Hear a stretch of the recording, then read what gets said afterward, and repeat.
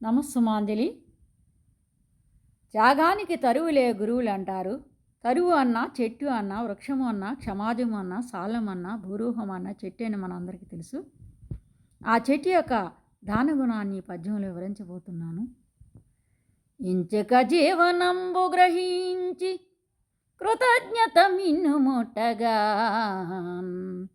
అంచిత పుష్ప పల్లవ పలావలి అంతయున్ వేట్కతో సృష్టి గావించి సమస్త జీవులకు ప్రీతిగా జూరల వెట్టు నీ మహోన్నతంచిత దాతృత మహిమ అబ్బురము కలిగించు వృక్షమా,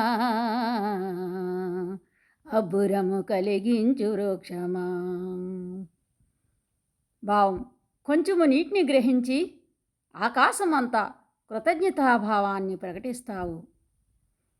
ఆనందముతో ఫలాలు, పువ్వులు, అదేవిధముగా లేత చిగుల్ని సృష్టించి సమస్త జీవులకు ఇచ్చి ప్రీతిపాత్రమవుతావు. అటువంటి మహోన్నతమైన నీ దానగుణము ఆశ్చర్యాన్ని కలిగిస్తుంది కదా అని దీని యొక్క భావం. ధన్యవాదములు.